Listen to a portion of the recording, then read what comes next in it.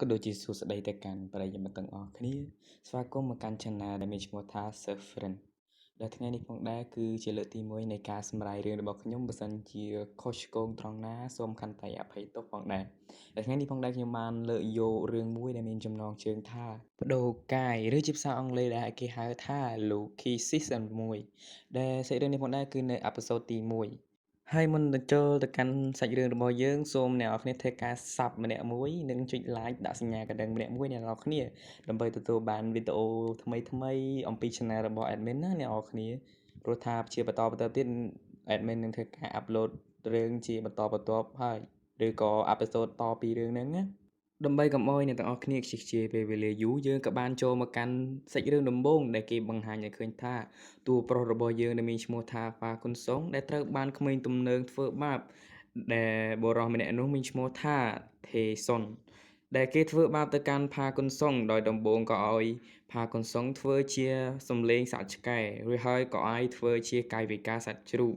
ទោះបីជាផាគុនសុងធ្វើកាយវិការទាំងនេះក៏ដោយក៏គេនៅតែវាយទៅកាន់ផាគុនសុងដោយសារតែផាគុនសុងគ្មានលុយដើម្បីឲ្យគេគិតទៅពួកអាហ្នឹងគឺខ្សែលើគេមែនតែនគឺថាយកលុយគេអត់បានហើយវាយគេទៀតទោះបីជាគេធ្វើតាមពួកវាក៏ដោយក្មេងចឹងគឺខូចហើយសាច់រឿងក៏កាត់មកដល់ផ្ទះផាគុនសុងដែលគាត់បានងើបពីសន្លប់ច្រឡំគឺគាត់បានងើបពីសម្រាកដែលគាត់បានឃ្លានហើយគាត់ក៏បានទៅធ្វើម្ហូបក៏ដូចជាស្រស់មីកំពុងតែដាំទឹកសក់គាត់ក៏ច្រៀងបណ្ដើអីបណ្ដើហើយក៏សាច់រឿងក៏បានបង្ហាញឲ្យយើងឃើញថាគាត់គឺរស់នៅជាមួយនឹងម្ដាយរបស់គាត់ដែលម្ដាយរបស់គាត់មកពីខាងក្រៅហើយគាត់ក៏ឆ្លៀតបានសរសើរទៅកាន់ផាគុនសុងថាកូនច្រៀងពិតជាពិរោះមែនទែនក៏អាចធ្វើជាតារាចម្រៀងបានណាហើយគាត់ក៏បានសុំទៅកាន់ផាគុនសុងដើម្បីជួយស្រុះមីរបស់គាត់ឲ្យគាត់អង្គុយសម្រាកសិនទៅនៅពេលដែលមីបានឆ្អិនម្ដាយរបស់គាត់ក៏បានយកមីទៅឲ្យគាត់ដោយគាត់បានបើកមើលឃើញថាគឺមានពងគាត់ក៏បានស្ដីបន្ទោសទៅកាន់ម្ដាយរបស់គាត់ថាគាត់មិន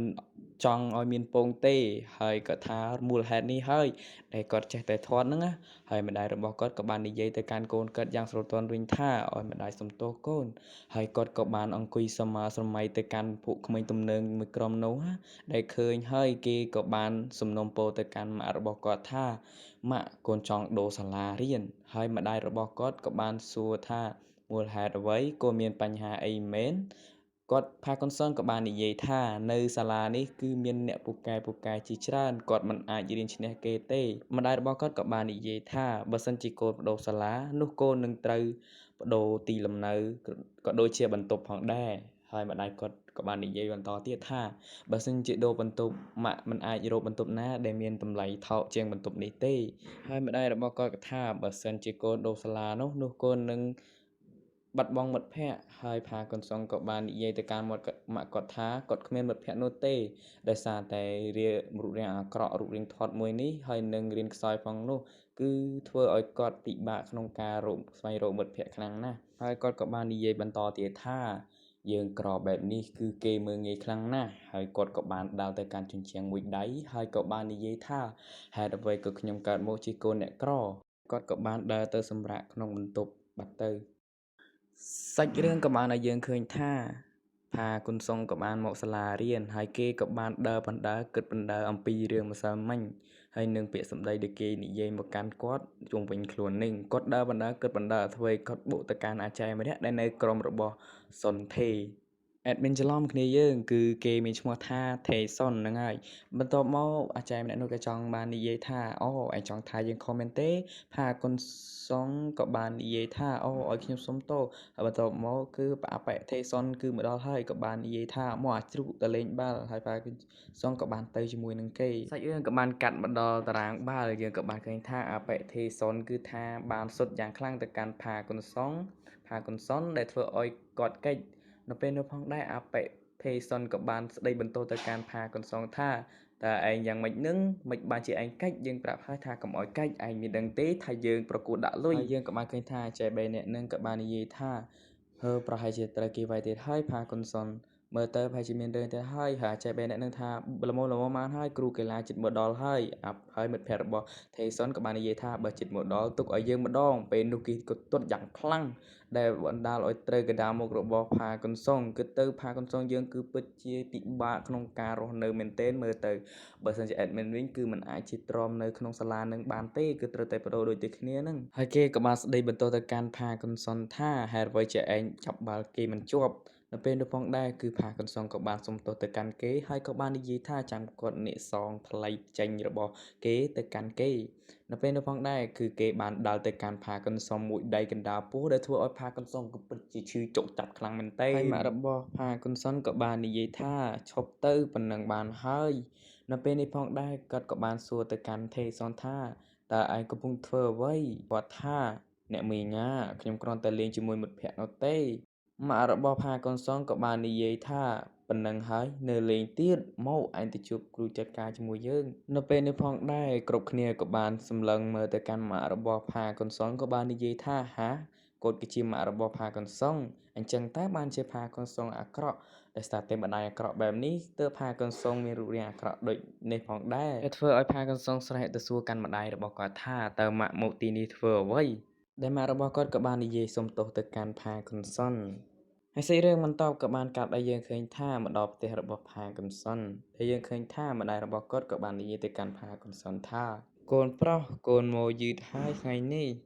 ក៏បាននិយាយថាម៉ណែម៉ាក់ចង់មានរឿងនិយាយជាមួយកូនបន្តិចហើយផាកុនសុងក៏បាននិយាយទៅកាន់ម៉ាក់គាត់ថាអ្នកម៉ាក់កូនចង់អ្នកម៉ាក់គាត់ថាគាត់ដឹងហើយកូនចង់បដូរសាលាហើយគាត់ក៏បាននិយាយថាមូលហេតុដែលគាត់ទៅសាលារបស់ផាកុនសុនថ្ងៃនេះគឺដោយសារតែគាត់ចង់សាកសួរព័ត៌មានខ្លះៗអំពីសាលា